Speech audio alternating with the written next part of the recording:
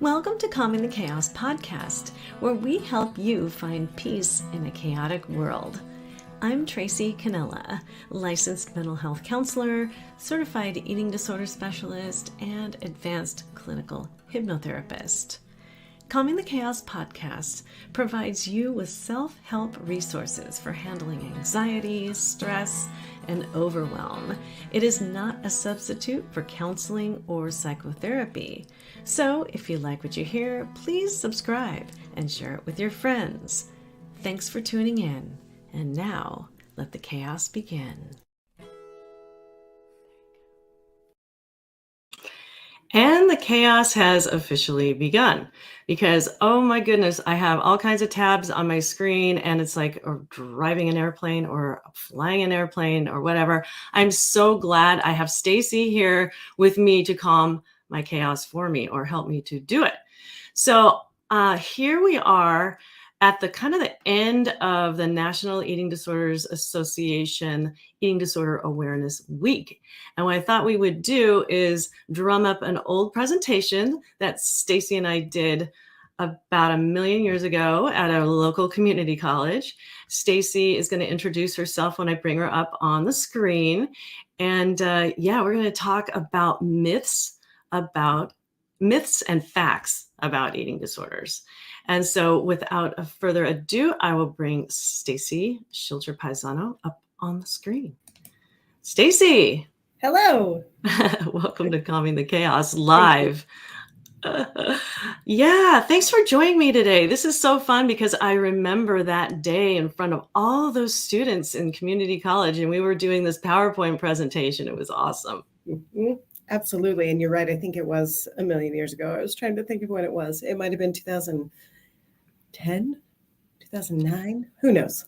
Yeah, it was around that time frame. So it's crazy how much time has gone by and how long we have known each other. I think we met in 2007, right when I was graduating, and we were doing free eating disorder support groups around the area. And boy, oh boy, we're going to have like an anniversary in 2027, right? We'll do something fun. Absolutely. Let's. Yeah. Well, so Stacy, why don't you just take a moment and introduce who you are and what you do, just like in normal podcasting fashion, and then we'll get into the presentation and see if I can handle myself, okay? You'll do wonderful, I'm sure. So I am Stacy Schilter-Pisano, she, her pronouns. I'm a licensed marriage and family therapist, as well as a certified eating disorders specialist and supervisor in that realm. I've been working in the field of eating disorders in various different capacities since 2001, but became licensed in 2007. When I started my private practice where I met Tracy. And currently I work for the Emily program as a director where I've been since 2014. And at the Emily program, we offer services that range from outpatient on up to partial hospitalization programming. And the site that I work out of is in Olympia. Nice. Mm-hmm. Great. Thanks for introducing yourself. And so here we are. We're going to go ahead and I'm going to check the chat every so often to see if there's anybody there that has any questions. But please, if anybody's listening, it looks like we have 4 people lurking. If you want to chat, go ahead. If you have a question, please ask it in the chat. I'll be checking the chat every so often here. So we'll go ahead and share our screen and bring up the presentation. All right, everybody can see that all right? Let me check it out, good. All right, so here we are, both with our certified eating disorders specialist supervisor moniker here. And so we're just gonna jump right in to myth number 1. Eating disorders are a choice. And I'm gonna check in with the chat and see if anybody has any feedback about that. Myth or fact? And we'll see if any of the lurkers come out.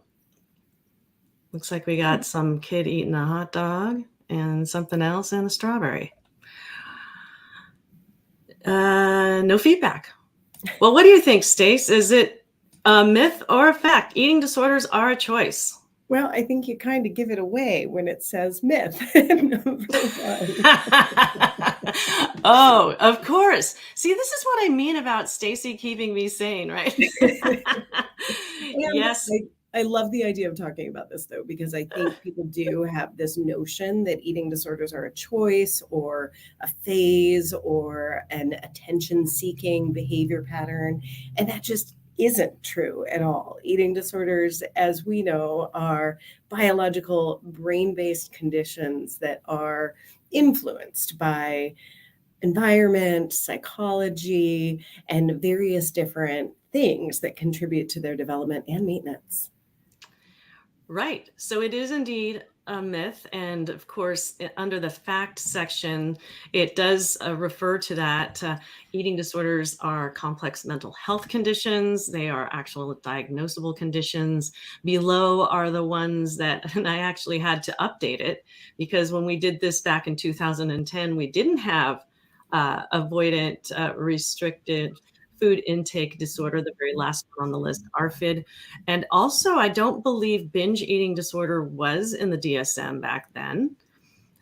Certainly not EDNOS and OSFED. I believe it was just the three. Oh, maybe EDNOS was in there. What do you recall? It's been so Right? long. I think this is what's fun about looking back at this presentation or this deck of slides is, that it is a little bit dated, but that's what makes it more fun to review.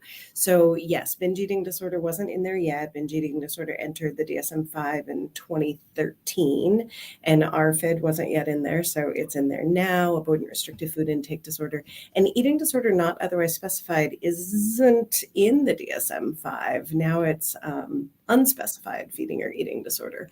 So That's we right. do have these, kind of 5 commonly diagnosed eating disorders, along with the unspecified feeding or eating disorder, which isn't used very frequently by clinicians or diagnosticians that are familiar with eating disorders. Right. And I actually, yes, it's other specified feeding or eating disorder is in there, and then unspecified feeding or eating disorder is in the DSM.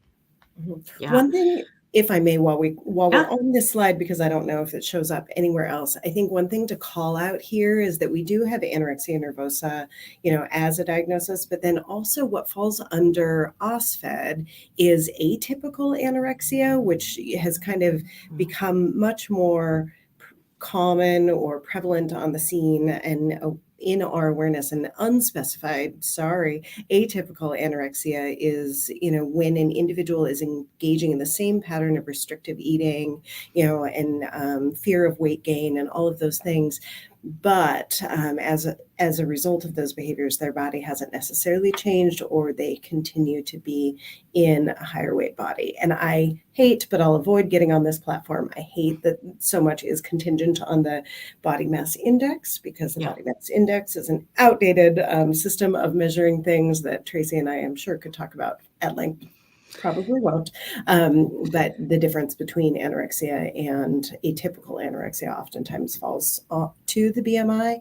And unfortunately, atypical anorexia is far more common than anorexia.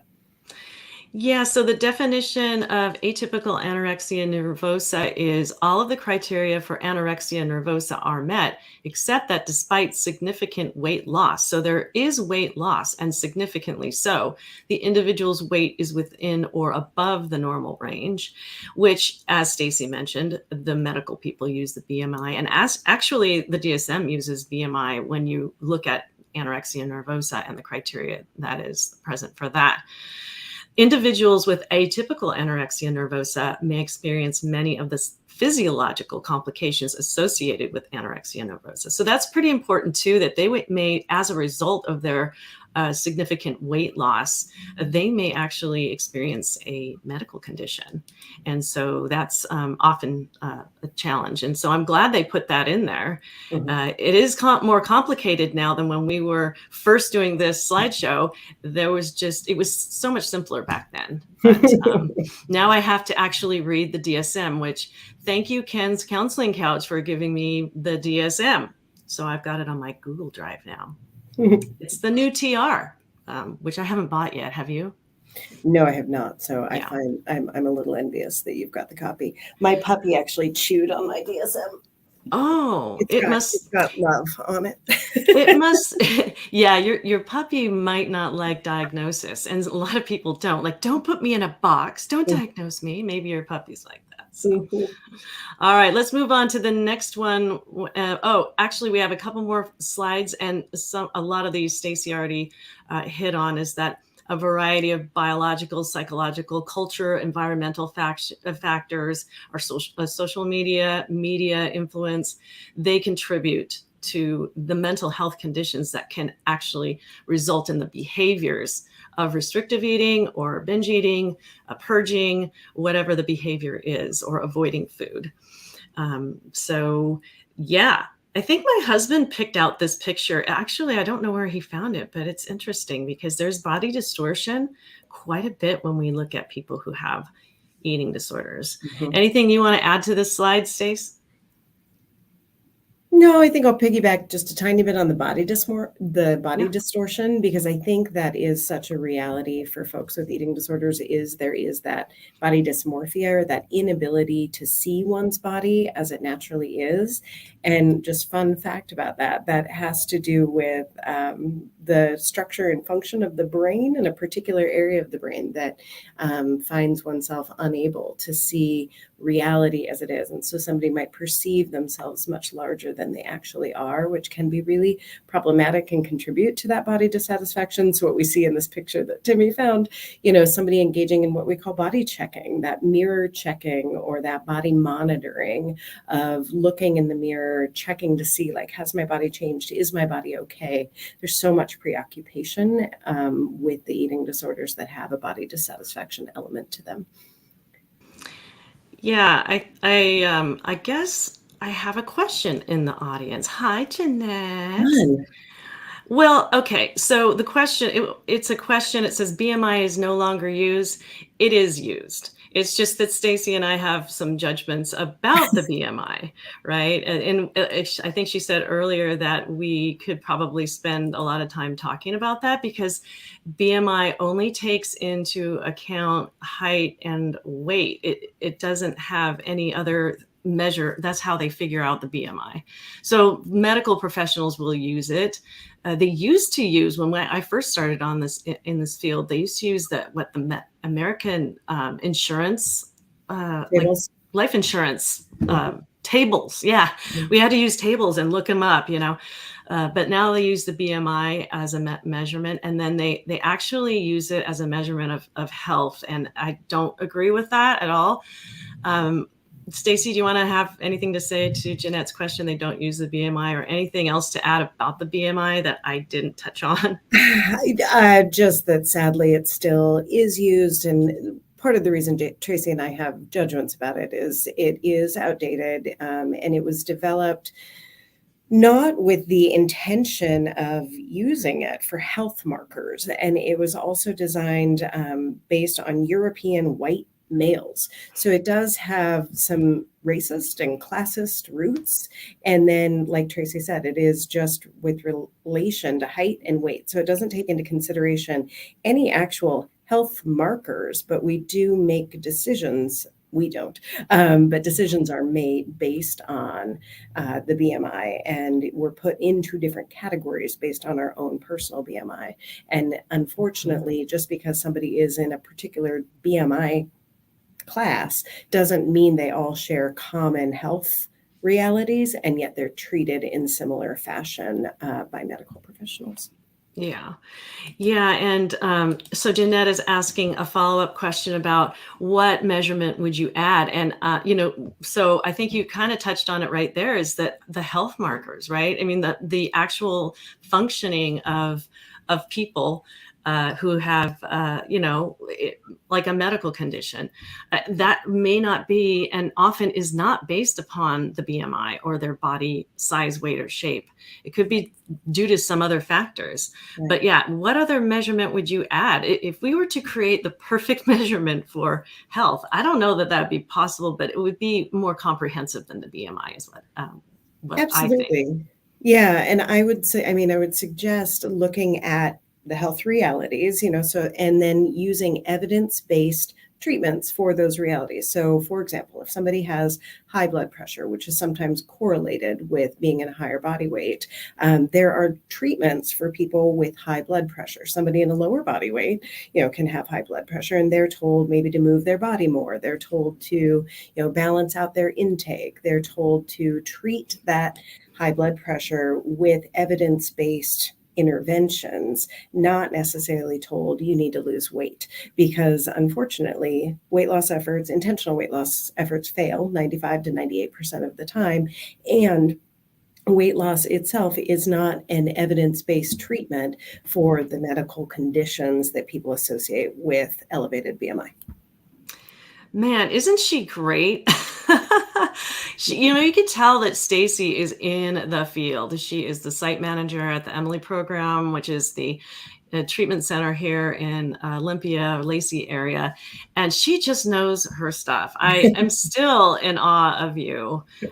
Thank you for that eloquent answer. And for the moment anyway, Jeanette is satisfied. Excellent. All right, let's move on. Thanks for the questions, Jeanette. Yeah. So then we talked about this earlier. They're often struggling with emotional or mental health conditions. And so the mental health conditions are occurring, and then the eating behaviors are happening because they are using food to cope with emotions. And so whether it be restricting food, binging, purging, overexercising, all of the above, they're usually struggling with mental health conditions. Now, ARFID would be one of those ones where the mental health condition would probably be fear, because there's been, or disgust. It has been characterized as being sort of a sensory, or like if they're avoiding food because they would gag, or they would get nauseous, or the texture is weird. They're not avoiding food for purposes of losing weight, but they have lost significant weight, or are underweight, or have some sort of a medical condition that's going on. So anyway, it is mental health, even with ARFID. Do you have anything to say about that? I would highlight that upwards of 75% of folks that are living with an eating disorder do have a co-occurring mental health condition. So that might be a depressive disorder, an anxiety disorder, attention deficit disorder, something else that's going on. And some of the eating disorder behaviors may be in response to that. I do like to emphasize to folks that while eating disorders are not a choice, they oftentimes can be viewed as an adaptive response, or the behaviors can be a form of coping, like Tracy was just saying. A long time ago, therapist had a quote that said, "The problem's not the problem, coping is the problem." And so sometimes those behaviors are used as a method of quote unquote survival, getting through really challenging times or managing a really uncomfortable internal experience. And we also have a high incidence of trauma with folks that struggle with eating disorders. Not all, but some have encountered some form of trauma in their lived experience. Mm-hmm. Yeah. And so then the treatment becomes, let's get them different methods of coping. Let's identify the emotional struggle, and let's get them different and better, more effective methods of coping. So there you go. All right. We're on to myth number 2. You can tell if somebody has an eating disorder from their appearance. And as Stacy pointed out earlier, since it is a myth, right? Yeah, but some people do think that you can look at a person and say, oh, she's got an eating disorder, or he's got an eating disorder, right? Mm-hmm. Yes. So, no, you cannot tell if someone has an eating disorder from their appearance. So the fact is that people of all different sizes experience difficulties with eating. So you just can't tell. You have to talk to them, right? Mm-hmm. Mhm. You absolutely do. I think, unfortunately, that is a stereotype or 100% a myth that you can look at somebody and know if they're struggling in their relationship with food.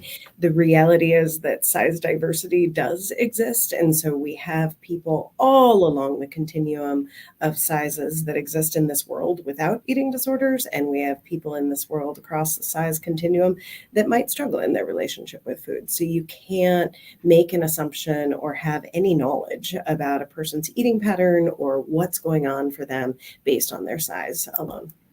Right. Yeah. You cannot tell if a person is healthy either or unhealthy at a Mhm. certain size, Mhm. right? Absolutely. All right. All right. And so it looks like that's what we just said. Moving on to myth number 3, eating disorders are not dangerous. It's just another diet, right? I think Timmy got these pictures as well. So they're, Thank you, Timmy. yeah, you gotta love Timmy. Yeah, so they're not, and I've had people, and I think you have too in your practice, who have actually wanted to get an eating disorder. They want to, but they are dangerous.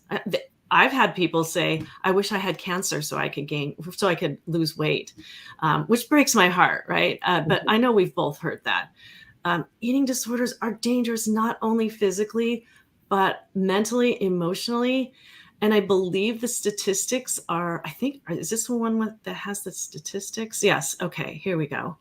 Yeah, wrong with a big capital letter, all caps, right? Now, And an exclamation point. yeah, these statistics may not be completely accurate because I did not update these, but they might be. What do you think, Stacy? 95% of dieters regain their weight. Yep. So it's about 95 to 98. So some studies, some research has evidence that up to 98% of those who diet will regain their weight, and sometimes even more than where they started. So we know that eating disorders aren't just a diet gone wrong, and dieting in and of itself can be a precursor to disordered eating or can activate a clinical eating disorder. 1 in 4 dieters will go on to have a problematic relationship with food or a clinical eating disorder. And dieters are 3 times more likely than their non-dieting counterparts to develop an eating disorder. So I always feel like if we know that dieting, one, isn't effective in the long term, right? Like initially people might, be able to suppress their weight or decrease their weight in some way. But over, time, up to by the 2-year mark, usually people are starting to regain the weight that was suppressed. And so it's something to be aware of. And then secondly, if we know that dieting can activate an eating disorder, it's so discouraging that dieting is so common, that we live in a diet culture that promotes dieting and glorifies this thin ideal and vilifies particular body sizes, encouraging us to, just diet and reduce our weight. But that can be so problematic. This is another one I could soapbox on, so I'm going to come back to center. Thank you. Well, yeah, and so it's not a lie that the diet industry makes so much money off of something that doesn't work. Isn't that crazy? It's for me mind-blowing. And if people just knew that dieting really has that recidivism rate of like 95 to 98%, even if it is over a 2-year period of time, people typically will regain their weight. The idea is to develop a good relationship with all foods. I think is the slogan for the Emily program still "All Foods Fit," Mhm. Stacy? Yep. Yeah, right, with all the foods. And so, but dieting actually restricts the foods, and then really when that happens, it makes you want it even more. Mhm. Or if you get overly hungry, it invites an overeating episode to happen. So really, it's in the long run ineffective. Mhm. And I really like the mindful / intuitive eating approach. And but some people aren't able to do that. They'll have to get through some emotional stuff. Mhm. So, all right. And real quick, Trace, Yeah. because the myth we were addressing on this one is that eating disorders aren't dangerous. It's just another diet, right? Is what led us into this kind of diet conversation. But I think I'll just circle back to that idea that eating disorders are extremely dangerous. Really, every hour in the United States, somebody dies as a result of an eating disorder or eating disorder related complications.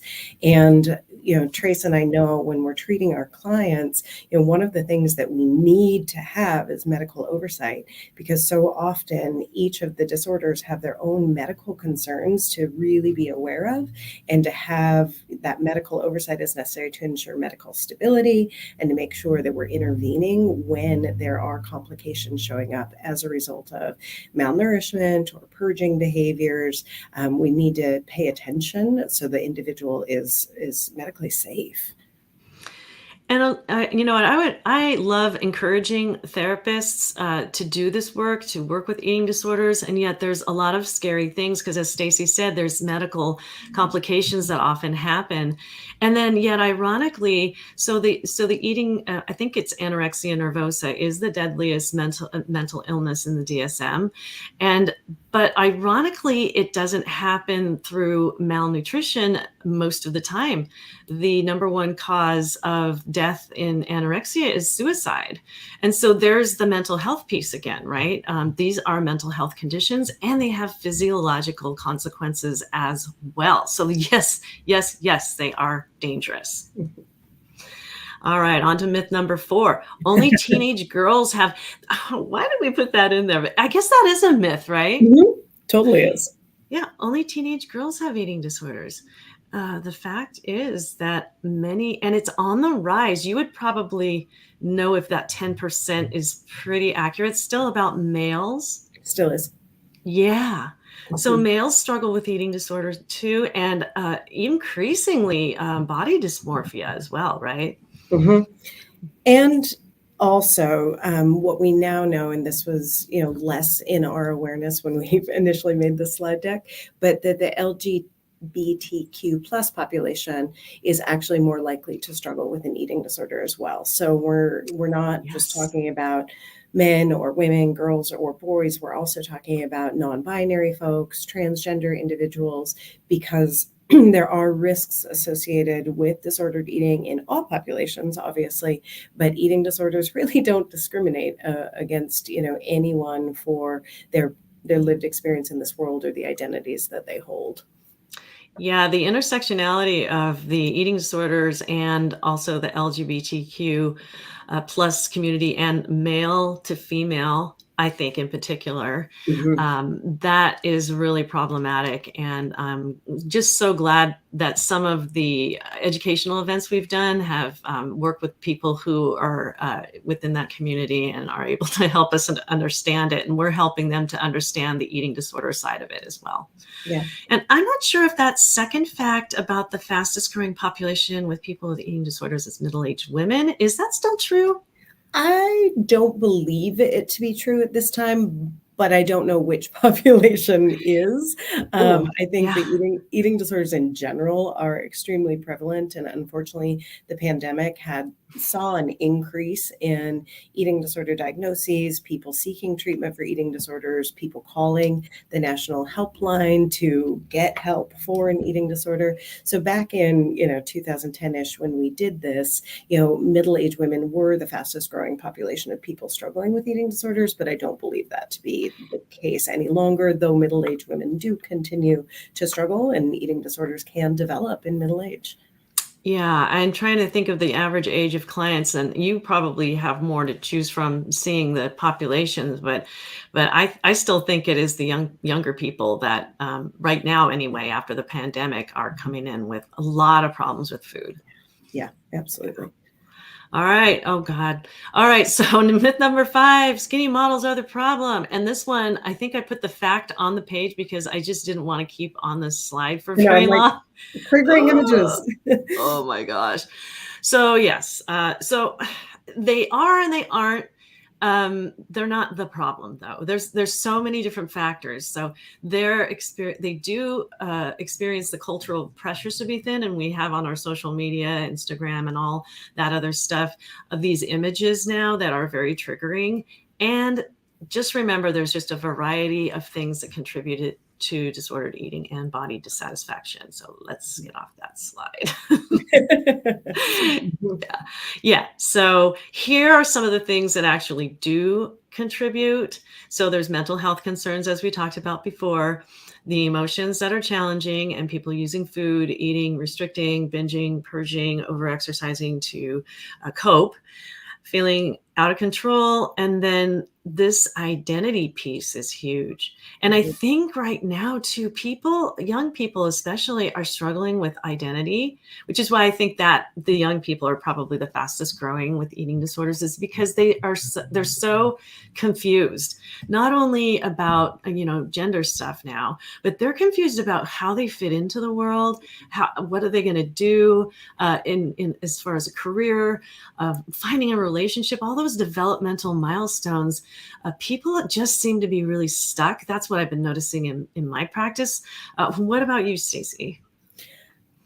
Yes, absolutely. The identity concerns certainly factor in and are relevant. I think what I would add to this fact is, while those skinny models certainly don't help, no offense, skinny models, there's 2% of the population that are actually designed to look that way genetically.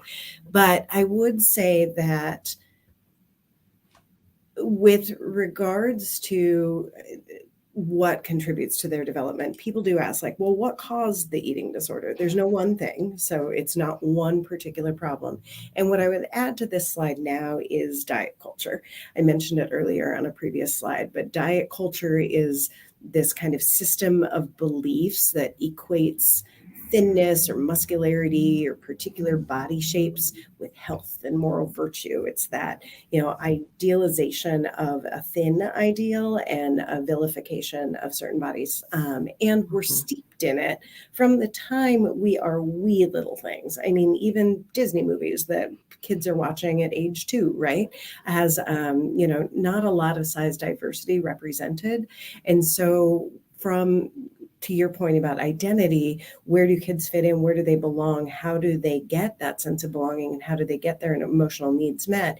There is like kind of social capital associated with having a certain body size, which can contribute to this sense of my body needs to be different. My body is bad. I need to change my body in some way.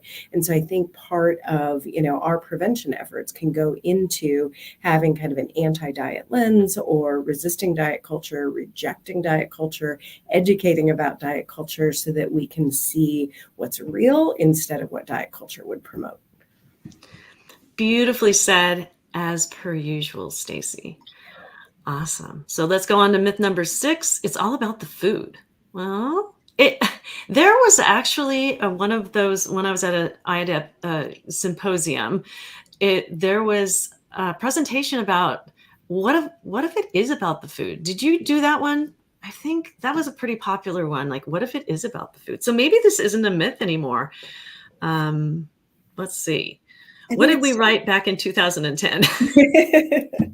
It's not all about anything. So I think it's technically a myth because it's really not all about everything, but it's all about the food. The food is the focus, not the cause. And people use food in several different ways. And it's the tool that they use to cope. What do you think about that?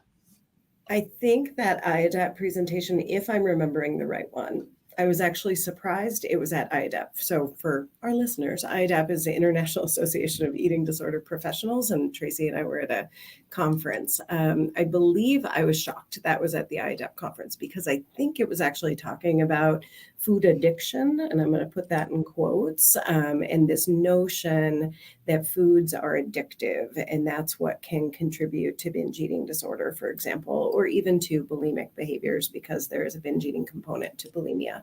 And I was shocked it was there because the data supporting food addiction is still not convincing. So essentially, there's been a lot of studies on mice, looking at the impact of food on our neurobiology or our neurochemistry. And there's, you'll hear quotes out there about food is more, or sugar is more addictive than cocaine. Well, the reality is the mice were restricted from sugar before they were given the sugar, and so when Tracy was talking earlier about the binge restrict pendulum, where we restrict our intake, we tell ourselves we can't have a particular food, and then that food actually becomes that much more shiny or that much more appealing. In the same way that these studies on, animals were done, they limited their access to the highly palatable food and gave them, mice or rat chow. And, then when they gave them the highly palatable food, whatever that is in mice world, they overindulged, they overate that food, and they made themselves unwell as a result of eating that excess. And that was their evidence that food is addicting. And it's like, well, I think it only exhibits addictive elements when we're actually limiting that food or engaging in some kind of cognitive restraint around that food, telling ourselves we shouldn't be having it or telling ourselves that it's bad or whatever it is. So I think, the idea of that symposium talk was like, oh, there's addictive elements. And it's like, well, the verdict's still not in on that. Yeah. And I recall thinking, well, it could be all about the food if you do have a food preference and you don't like a food, or if it's ARFID, avoidant restrictive food intake disorder, ARFID, where there's an unpleasant emotion associated with the food, but it's never just all about the food. So that is technically a myth. Mm-hmm. All right. Oh gosh, back to the BMI. Oh, why did we do this, Stacy? Oh my gosh. Myth number 7. My BMI is too high. Is that a myth or a fact? It's a myth because we say it's a myth, right? My BMI is too high. What The did we fact, write? we already talked about this though, but here it is again. Yeah. The BMI does not take frame, muscle, or body type into consideration. Also, like Stacy said earlier, it does not take other health markers into consideration. So your BMI can be hot on a higher level or whatever they say on the scale. But what I don't like is they have the categories of, obese or morbidly obese, and those categories, it really provides some emotional distress to people when they are told by their doctor those words, right? Absolutely. And I think the reality about BMI, or, even the statement, my BMI is too high, people might unfortunately be told that, by a medical practitioner, your BMI is too high, or, you have landed in this category, and we need to intervene on that. Or now with the new American Association of Pediatric guidelines, we might be hearing about children's BMI being too high.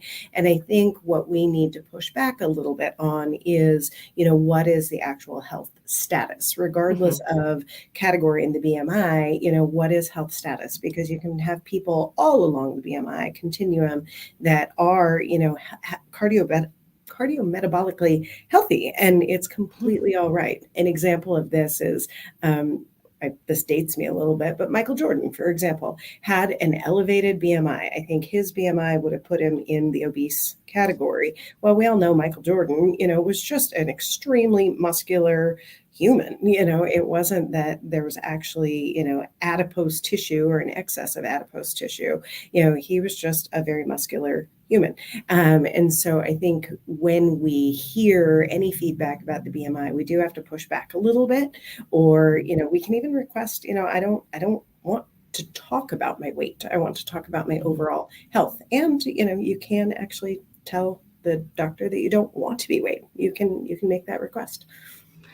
Yeah, I think it's maybe time for my Life Domains palm tree. I love this thing because also when we look at health markers, of course, physical health is going to be in there. So your laboratory tests, but we're talking about mental and emotional health. How well are your relationships functioning and you functioning in relationships, your emotional and spiritual health? Those are all things that we want to take into consideration. And this is my quick diagnostic tool. If it is affecting, if your food intake or any way that you're using food is affecting any of these major life domains, then we want to look at it. It may not be a disorder, but we'll want to pay attention to it because those are markers of different sort of health. Mm-hmm. Awesome. Let's go on to myth number 8. People can decide what size they want their body to be. They can decide. This is where I think we use our dog analysis. I love our dog analysis. Do you remember this, Stacy? Yes. Oh my goodness. Yes. Okay. So what was the example that we used to give? And I think it's in the upper left, which is is that a Dalmatian? I don't know. The bigger dog wanted to be the Chihuahua, right? It's not possible. People are built differently, right? Yeah. And the dog analogy, I think, originated from the Association for Size Diversity and Health, has a video on YouTube. Y'all can look it up. That's called Poodle Science. And the Poodle Science video does talk about this idea that, like dogs, and some people don't like being compared to dogs, but when we do have a Mastiff and a Poodle, or we do have, I have a little, I don't know, what is he? A Lhasa Apso Maltese dog at home, and I have a chocolate lab at home. And I can't, restrict my chocolate lab's intake down to the size of my little Lhasa Apso Maltese. And I can't feed my Lhasa Apso Maltese into the size of my chocolate lab. Like, we all have different sizes. And if people are averse to being compared to dogs, we can look at trees. Look at all the different types of trees out there. They're all trees, but some of them, are, taller trees. Some of them are a little more bushy trees. And some of them are, smaller trees and more frail trees. So I think just that reality that our genetics determine our body shape and size, our genetics determine our height and our bone structure and the size of our feet and the shape of our faces, whatever it is, it's our genetics. We don't just get to choose and try and manipulate our body shape and size. And when we try to manipulate our body shape and size, it unfortunately results in a high amount of preoccupation and distress. Mm-hmm. Absolutely. Yeah. Be your tree. I remember that. Be your tree.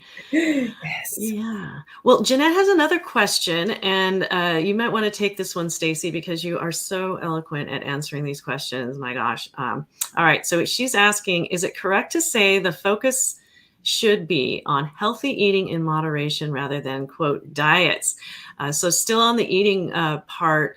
And it gets a little bit, for me, it gets a little bit wordy when you say healthy, but what would you have to say is a good general way to look at food and eating? Mm-hmm.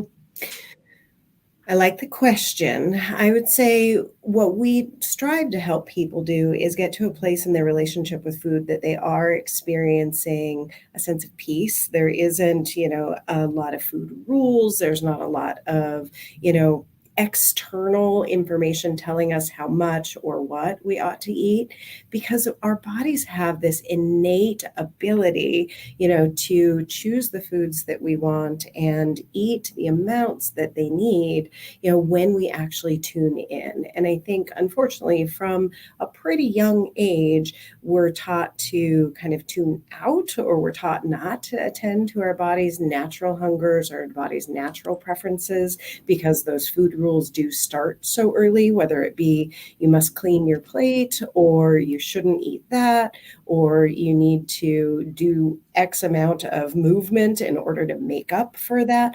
Whatever it is, we start getting these messages very early on. And so we lose touch with our body's sense of what and how much and whether, so I think the idea of all foods are fine food. I think, Jeanette, what you said about like all foods are fine food in moderation.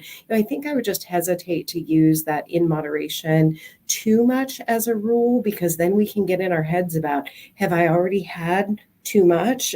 sugar, for example? Or is this a moderate amount of sugar? Like we can start overthinking it as opposed to, is this still tasting pleasurable to me? Because really when our bodies are satisfied, the pleasurable sensation of the food decreases. So I think when we return to this place of attuned, or Tracy used the term intuitive eating, and intuitive eating is a whole movement. There's a wonderful book, a wonderful workbook about getting back in tune with your body's natural hungers, because your body can be your guide when you attend to it or when you're listening mindfully. Yeah, and all foods fit, right? And again, there's that deprivation aspect of saying healthy foods, and healthy is a judgment. So what's healthy for one person may not be for another, especially if we're talking about, and we didn't even talk about orthorexia, or perfect eating. So they may think only certain whole foods are healthy, which is not the truth. But definitely paying attention to your hunger and fullness cues, and being able to respond with foods that you find enjoyable and that have nutritional value to it. Protein, carbs, and fats. Keep it simple. That's really the way I look at it. So there's that. Thank you again, Jeanette. This is so cool. We got a person that's asking questions. Thank you. Yay. Okay, myth number 9 is just eat. Myth number 10 is just stop eating. So there's like two. We got a 2 for 1 here, and they're both myths here. So the fact is, it's not that simple. I remember this father who came in. And a bunch of fathers just think that, just eat a sandwich. What is so hard about this? Just eat the sandwich. And it's not that simple. Not at all. I think, especially for individuals that do struggle with restrictive eating disorders, which could include anorexia or avoidant restrictive food intake disorder. Like I said earlier, there is a biological brain-based aspect to eating disorders. And so for that individual, the idea of eating can be terrifying, can be so threatening, can feel nearly impossible. My dad went skydiving once, and I told him, Dad, I ask my clients to do really hard things. I should go skydiving with you, because it's equivalent to that for some folks to take that next bite of food or to consume an adequate amount. It can be that challenging. I'm afraid of heights, by the way. I did not wind up going, which, I really think I should. I don't want to should on myself, but I do think I should, because that's the equivalent of what we're asking our clients to do. It's so difficult to do the thing because of what's happening for them and because of the noise that's going on in their mind. It isn't just a choice. It's really, really challenging. And on the flip side of just stop eating, likewise, brain-based, biological conditions, not a choice. And so to just stop eating is not simple at all. It can feel nearly impossible in those moments of compulsive need or compulsive wanting. So I think being able to not simplify, because we do hear this, I think, from parents, from loved ones, just saying, like, how difficult can it be? And it really is very, very difficult. It is, because there's an emotional component to it. And rock on with your dad. I had no idea he was cool before, but now he's just like, his coolness level has just raised in my eyes. I know. I admire that. I admire the courage of anybody that's willing to jump out of a plane. Yeah, and he's the one that mows the lawn in perfect diagonals too, right? Oh, yeah. Yeah, he's that dad. All right. Okay, on to myth 11. We're almost done. Overcoming an eating disorder is easy. All I have to do is see a therapist or read a book. Well, that might be part of it, yeah. But I don't know that overcoming an eating disorder is easy, and that's not all you need to do. It's hard work to overcome an eating disorder. Both Stacy and I have struggled with eating disorders in the past, and it's not easy. And I think along with the difficulty of the initial recovery, like moving beyond it, and part of the reason it's not easy, again, biological, brain-based, it has to do with neurological elements. It has to do with brain structure and function. So you're kind of acting opposite what feels innate when you're in the midst of a struggle. And the eating disorder serves a function. When I was talking earlier about adaptive response, coping, it serves a function for the individual. And so that contributes to how difficult recovery can be. And unfortunately, eating disorders are relapsing conditions. And so even folks that do enter into a place of recovery, whether it's full recovery or kind of a pseudo recovery, they do have to protect that recovery, because if they were vulnerable to developing an eating disorder once, there's a vulnerability to relapsing into the eating disorder again, because it did serve a function, and because their system is vulnerable to developing that condition or to those behaviors that they previously engaged in. And so on this slide, it does talk about needing treatment, not just a therapist. Like, we do recommend therapists, dietitians, psychiatrists, doctor. We encourage a treatment team for that wraparound service as somebody's, getting well, and support people or family members are also critically important. Yeah, and Stacy is the site manager of, I think everything is in-house at the Emily program at the current moment, right? Yep. Our residential is out of house. It's up in Seattle, but we are able to do outpatient, IOP, PHP, or residential for individuals. And we do offer both virtual and in-person for all of those levels of care. So we're trying to make it really accessible for folks that are living with an eating disorder and striving to recover or needing support as they're moving through that recovery process. Yeah, and that's why an assessment, and a good assessment, is really super important, because then they will know what level of care that you need and where to send you for additional treatment. And so it's so complex. So it's not easy. It's complex even in the assessment process, just to figure out what level of care, whether it's outpatient, IOP, which is intensive outpatient, PHP, partial hospitalization, residential, even inpatient hospitalization and or acute care. I mean, there's just so many levels. Yeah. And just a quick call out, or a plug maybe. Tracy, what you do as an outpatient provider in the community, we need more Tracys. For anybody watching this, there is not sufficient or adequate support available for the millions of people that are living with an eating disorder and that need help. And so we do need more providers working in the community, working in treatment spaces where they can provide treatment. So whether it be just eating disorder informed providers or eating disorder specialists can be beneficial for our prevention of eating disorders, for our treatment of eating disorders, and the intervention on these life-threatening conditions. Yeah, I'm at the point to where it's like we do need more Tracys out there, and we do need more people who are not just certified. You don't have to be certified. And I know IADEP's probably not going to like that I said that, but if you're willing to work with this population, we have some free consultation groups that you can, if you have a problem with it, come join us sometime. As Stacy actually leads one of those groups, and just had one yesterday. Sorry I would have joined you, but I was at lunch with Katie Hart. So yeah, Katie says hi, by the way. Hi, Katie. Yeah. And so if you are a therapist and you happen to have an interest in eating disorders and you're not scared and you want a bunch of referrals, we do. I mean, it's sort of saturating to me because there's so much need out there. Please give me a contact, give me a call, give me an email or something, and we will help guide you through that process, because we do need more professionals out there treating eating disorders. Yes, absolutely.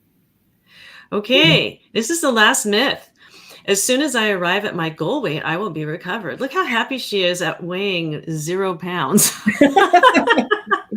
She's happy. It's like, I've disappeared. I'm recovered. Okay, well, obviously that is a myth. And recovery is interesting and we even had, when we were doing these support groups for the public, we even had one specific group on what does recovery look like, right? Mm-hmm. And it is a complex discussion, so that we are probably not going to have on here, but we'll just suffice it to say that it is a myth that when you reach your goal weight, you'll be recovered. And it really does have nothing to do with recovering from an eating disorder. When those major life domains are in order, again, keeping it simple, look at the palm tree. I have to put the palm tree back on the screen. I'll put the palm tree back on the screen just because I like it. And yeah, when these things are all in order, that is my opinion. That's the simple, quick and dirty, when your feelings, thoughts, behaviors around food, eating, weight, size, shape are no longer preventing you from living your full life. Your life domains are in order. And you're eating when you're hungry, stopping when you're full, eating foods that are pleasurable, and not having any excessive thoughts about food, preoccupation with food. When all that goes away and you're able to live your life, that is when you're, in my opinion, recovered. However, there are some people who say my recovery stops here, and I want to honor them as well. What do you want to say about recovery, Stacy? I think I would add, I agree with you on all of those things. I think I would add that everybody's personal recovery looks different. So recovery is very individual specific and what that looks like for you. I think on this slide, we did say like your personal goal weight range has nothing to do, not to add, some confusion, but I think for the eating disorders that do result in a suppressed weight or a weight that's lower than a person's natural body weight, we as providers do want to help them get back into their quote unquote goal weight range. So from the time we're little, we are on a growth curve, and it's where our body just genetically gravitates. It's kind of just where our body is meant to be designed, right? Meant to be designed, meant to land. And so for the eating disorders that do result in weight suppression, we do want to help that weight restoration happen, which can be a very uncomfortable process for some individuals. But even then, once somebody has arrived within their goal weight range, which is going to be, a goal, because then our mind is working more optimally, our heart is functioning more optimally, our bones are, more safe than they would be at a weight suppressed place. Even then, it can be really hard. Just from a personal standpoint, having recovered from an eating disorder, I think I was in my goal weight range at some point and was still radically struggling with food behaviors, with body dissatisfaction. There was so much preoccupation and so much distress related to my relationship with food. And to Tracy's point, all of those domains were being interfered with. There was functional impairment in my life as a result of what was happening. Even though technically, I was in goal weight range, I was not in recovery. That's an excellent point. And I'm glad you said something about that because, yeah, it goes back to those major life domains too. And the physical functioning of your body is on that major life domain palm tree. Yeah. And just one more call out on that, because that slide said your personal goal weight range. I think a lot of folks that might be living in higher weight bodies, do have a personal goal related to their weight. And this goes back to that idea of we get to choose what size our body is. It's like, well, I want to be at that weight. And as soon as I get there, I'll be good. The reality is too, when we are weight suppressed, when our body is lower weighted than where it's naturally designed, we are going to struggle with concentration, with the ability to process information, with food cravings and food focused thoughts, because we're hungry, which is totally understandable. And so I think that idea of personal goal weight range, we've got, the clinical goal weight range, and then we've got this idea in our mind that diet culture probably informs about where we'd like to be. It's like, let's discard of the scale. Let's not, aim to be a certain weight size, because where our body naturally lands when we're living well, coping well, eating well is where it's meant to be. Beautiful. Yeah. So we got all through the myths, and hopefully people learned something. We're going to take a quick trip to the National Eating Disorders Awareness Week website here. And there's the link to it. And I'll put it also in the notes. But we're going to just take a little quick trip over there. And this is the actual advertisement here for the NEDA and National Eating Disorders Awareness They Oh my changed it, gosh. Trace. They're not calling it Nash. National Eating Disorders Awareness Week anymore. They're just calling it Eating Disorders Awareness Week, and I have no idea why. It used to be Oh, NEDA, now it's EDA, but it's put on by NEDA. Not confusing at that's, all. I mean, I was all confused because this is nationaleatingdisorders.org. It's the same website, but Yep, it's not okay. yep. Yes, so that's February 27th to March 5th, now that I'm back on track here and not spinning around. And so it go to this page and it'll explain a lot about the schedule of events. They have some pretty cool things. They've got some blogs, they've got some Instagram lives that you can listen to. And so every day this week, they've been going through some different stuff, some different topics, and some of them are maybe more interesting than others. Looks like on Thursday they had a cultivating a culture of body acceptance within the fitness industry, which looked interesting to Ooh, me. I saw that on Wednesday, and so now it's up. So you can click on any of these and you can learn a little bit more about eating disorders. In fact, this is a great website in general to get tools for for family members, for people who are struggling. There's the helpline and a chat. There's a screening tool. It's just an all-around great website to go to. You have anything to say about it, Stacy? oh, just fun fact, way back in the day, when NEDA was Eating Disorders Awareness and Prevention back in 2000, I worked there. And because it was a nonprofit, we didn't have the ability to hire like web design teams. So I actually, a long time ago, it didn't look like this, worked on this website. I learned about HTML and how to work on the backside of a website on this website, which is fun. And I was also answering the helpline at the same time, I which, didn't know about the website. I knew about the helpline, but I didn't know you worked on the website. yeah, Wow. yeah. Finding I all kinds didn't, of I didn't information enjoy out about the Schilter family and all this unrecognized talent. it. Awesome.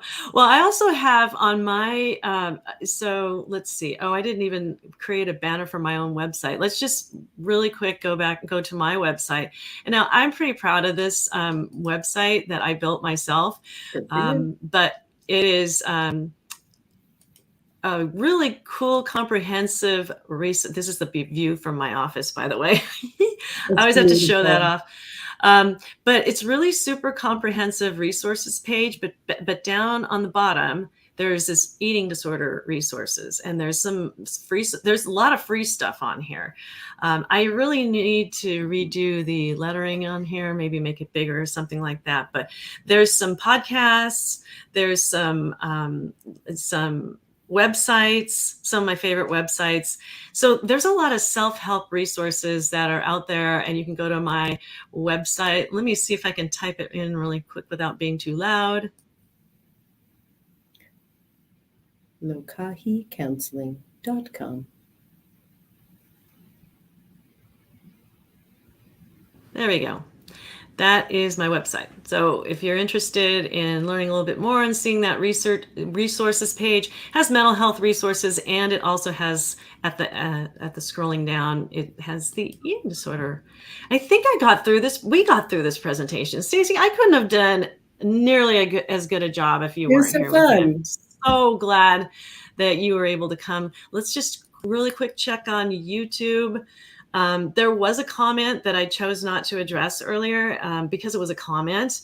And I think it may have been maybe a joke, because the comment was, I eat only on Tuesdays when I want to diet. So I don't know if that's a trolley comment, but I'm not going to comment on that because I don't know that that's a question. But if that's something that you do, then you may need an assessment, is one of the things I would say. So, but if you're a troll, then you just do your troll thing. I don't delete comments. I mean, I'm a mod on my own channel, but I'm not going to delete comments because I believe in free speech and all that other stuff. So, Understandable. Well, yeah. thank you so much. This Awesome. was super fun.